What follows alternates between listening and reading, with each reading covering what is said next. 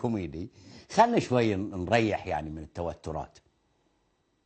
خلصنا من تدخلات هذا الدعي من العراق العظيم. والله حسافة انك تنتمي للعراق ايها الدعي، ايها الغبي مقتدى الصدر. تعال نشوف واحد اسمه نمر النمر. لا تخرعون، أبولكم نمر، والله بتشوفونه وبتسمونه كل واحد يسميه على كيفه، حالته حاله. أي نمر؟ هذه نمر طالع من الصومال، كان من المجاعة هناك، يمكن يسمونه نمر، هناك يسمونه نمر. ولا نمر من غابة عدله؟ لا، ولا طق النمر والله أظنتي أبوه يوم ولدوه وشافه على الحصير اقتار من شكله وقال نمر. ولا أي نمر تشوفوا والله العظيم، تشوفوا وهو يتحدث عن البحرين بكل سماجة ووقاحة، ويتدخل وعن حكامه آل سعود الكرام وعن آل خليفة. تشوفوا بعدين بواصل، بس تشوفوا شوي ريحوا شكله وطلعوه. لابد أن نسعى للنيل من آل خليفة كما نسعى للنيل من آل سعود، لإضعافهم وإضعاف استبدادهم، لإسقاط خلف البحرين. مصيرنا ومصيرهم واحد، مصيرهم من مصيرنا ومصيرهم من مصيرنا ومصيرنا من مصيرهم. يلا بالله عليكم، هاي نمر، هذه نمر في ذمتكم والله قطو وتخب عليك. لو مسميك ابوك قطو كان احسن لك والله، مناسبه. شنب هالكبر مثل القطاوه، حالتك حالي. شوفوا خرج مشعمزه وراه خضره، حطوا وانا تحكي بس بدون صوت. شوفوا مطلعها من صندوق مبيت، صار من دور دور وهو يتوارث هالخرجه. احنا ابوك ما عندك خرجه غيرها، عاد ليش حط الخرجه الحمراء؟ يا زعم ان هذا الزعيم المفوه تبحث عنه مخابرات العالم فما يعرفون مكانه، يعني ظل المكانه والحين يعني لا يعرفوني. سب آل سعود وسب آل خليفه، تاج راسك ذلين. لا عاد انت تحطون على راسك تاج، انت قوطي عناناس حلي يخب عليك، قوطي عناناس حلي، لو يحطون لك شيء صدق على راسك يخب عليك. لكن هذه تاج راس آل خليفه وابن سعود، هذلين توج فوق رأس سيدك خامنئي.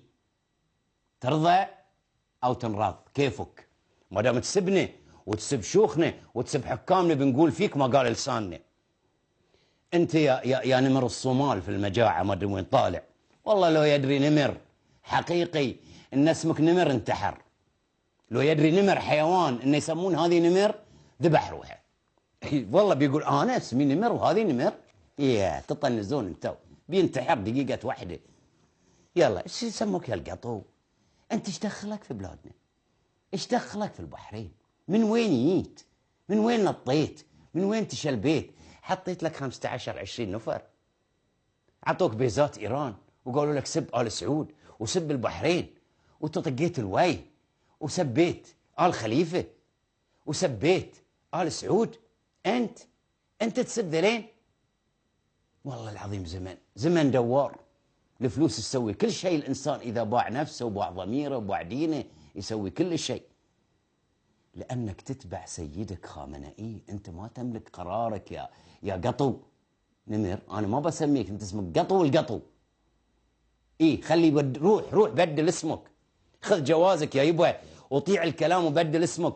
شوف عمامتي أنت، يوم اللي راسك هالكبير ما تركب عليه عمامه، حطيت لك منديل صغير، خرجه نتفت مسلكه لفوها عليك، حطوا لك عمامه اكبر من راسك وعلقوها في اذونك هالطول اذون.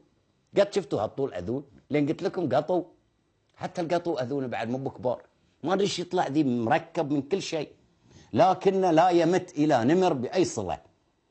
هذه ما لها علاقه لا بالنمر ولا بشيء، هذه لها علاقه بالقطاوه وفصائل القطاوه او اللي تلحقهم القطاوه اللي اذونهم هالكبر، عرفتوا طبعا.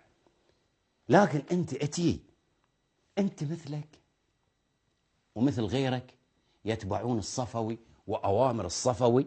اذا قال لهم سبوا آل خليفه سبوهم، سبوا آل سعود سبوهم، سبوا آل الصباح سبوهم، وهلم جرا، مدحوهم مدحتوهم.